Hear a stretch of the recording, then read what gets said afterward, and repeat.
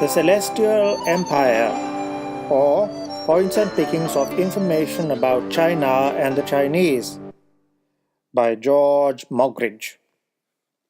Chapter 9, Expedition to China.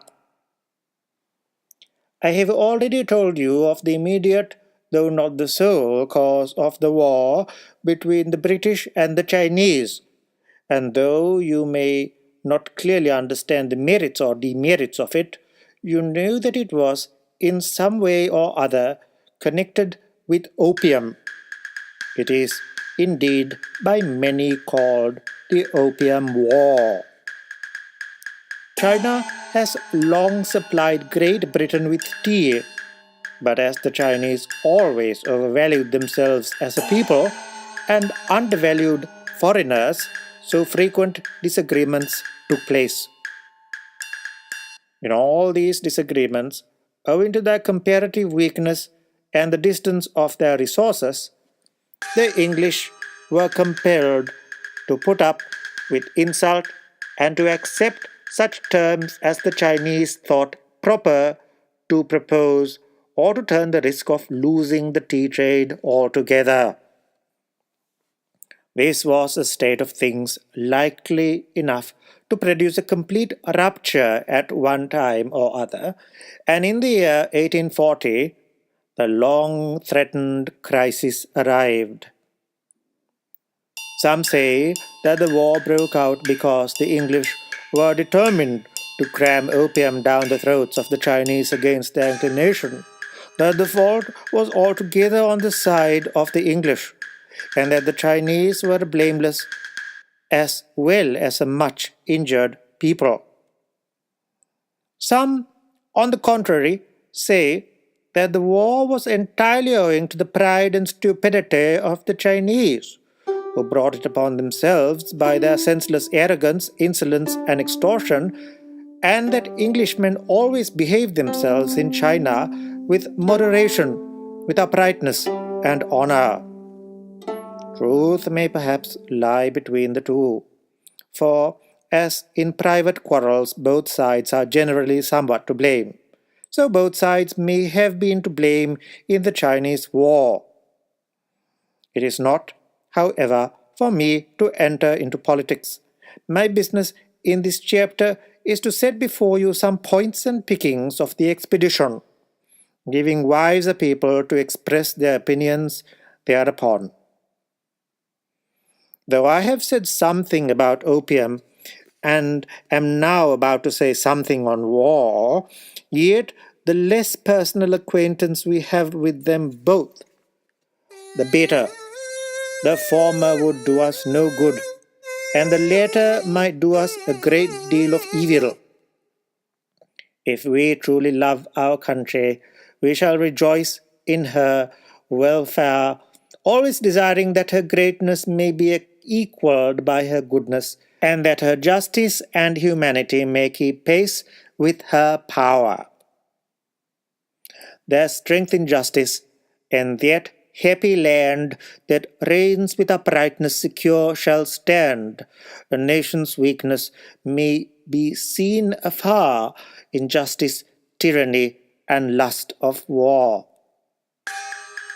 Before England, by her improved machinery, was enabled to import woolen and cotton goods into China with advantage, we used to pay for all the tea exported thence in Spanish dollars.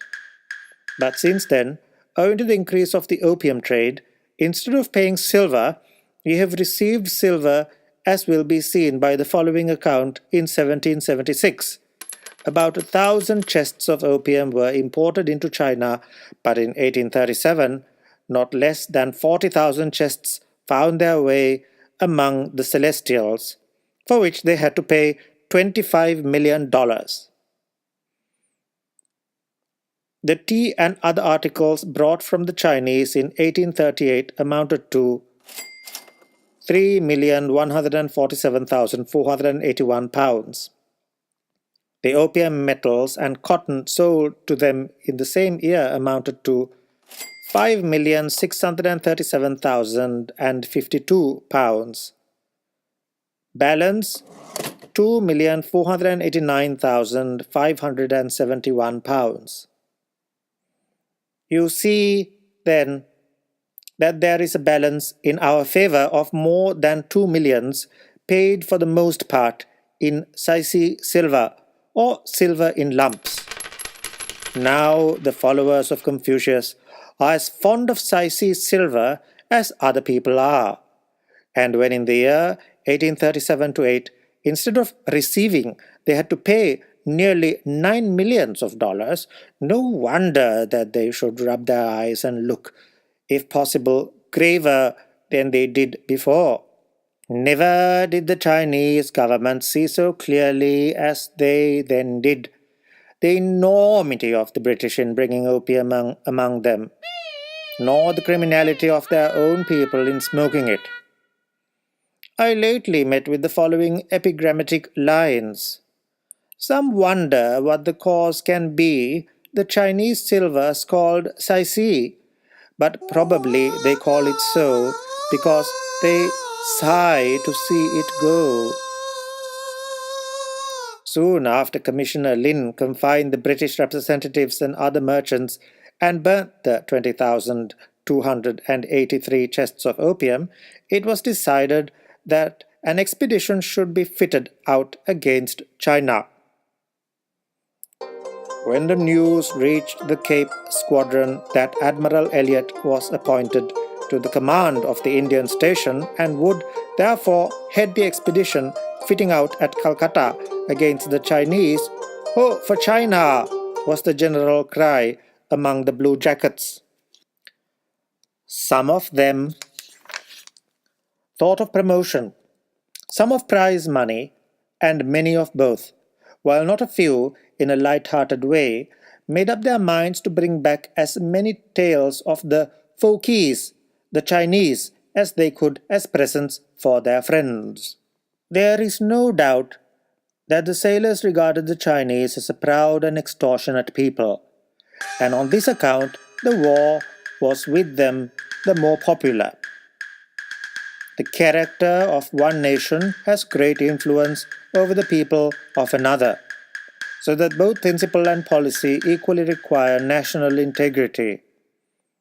For justice and good faith, the land of my birth is the first land on earth.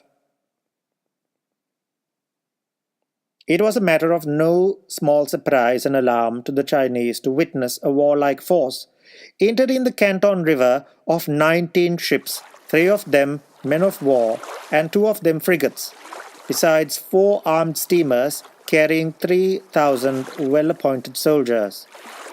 Why, such a force was enough to knock all the wretchedly appointed war junks of the Celestial Empire to pieces, to defeat the largest army of Chinese and Tatars that could be collected together, and to drive Admiral Quan Tin Pei and the commander of the forces to their wits' end.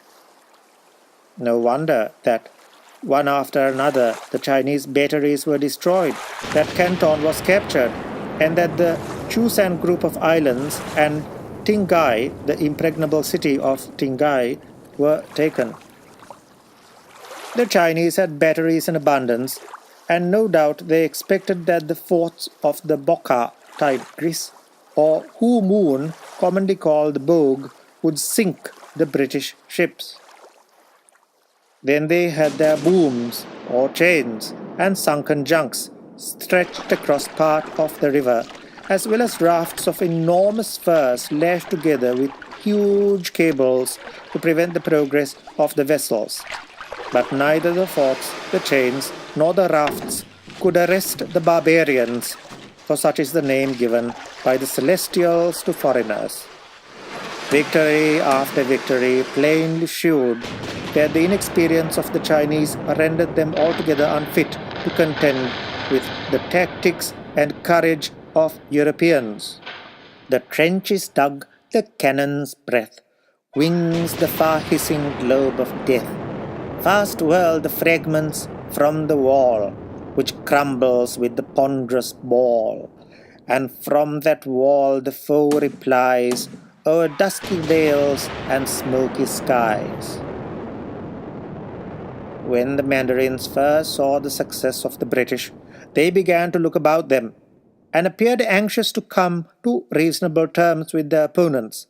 But in the midst of their negotiations, they gave so many instances of bad faith by spreading false reports, preparing fire ships, poisoning wells of water, vending poisoned tea, and issuing furious proclamations that the British proceeded to take active measures and captured the Bogue forts.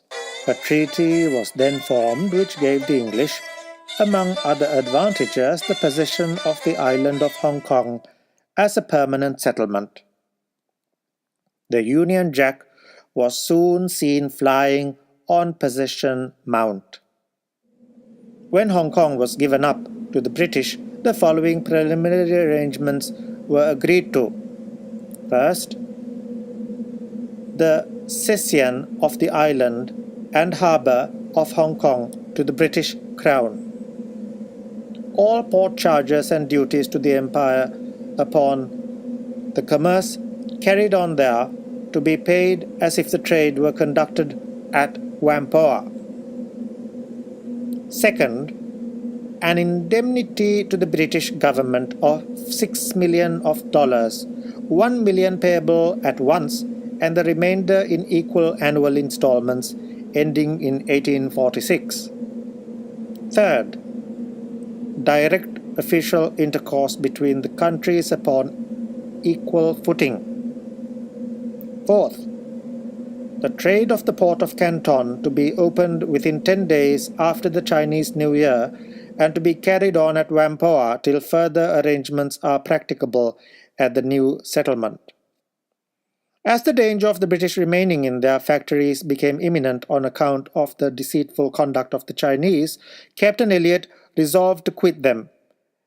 And well it was that this resolution was taken, for somewhat unexpectedly the Chinese made an attack on the ships with fire rafts and plundered the factory.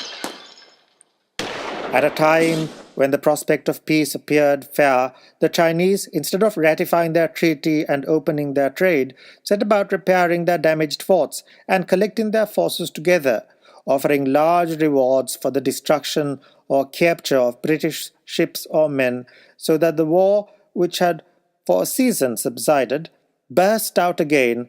The forts of the Boca Tigris were taken, and every war junk that could be met with was destroyed.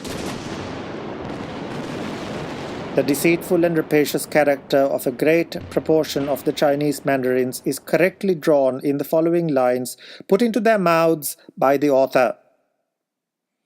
With the claws of an eagle, the heart of a kite, let flattery and cunning and falsehood unite. To deceive all above us, oppress all below, and we shall have fortune, whoever has woe. While they were carrying on negotiations, the Chinese collected together in Canton a force of 50,000 Tartar troops and made preparations for setting the British fleet in flames. When this was known, the city of Canton was resolutely attacked and would no doubt have been pillaged. But the Chinese, seeing their danger, agreed to ransom the city by a payment of $6 million. 2/3 of this amount having been paid over to the British, they withdrew their ships and once more returned to Hong Kong, there being every appearance that the war was ended.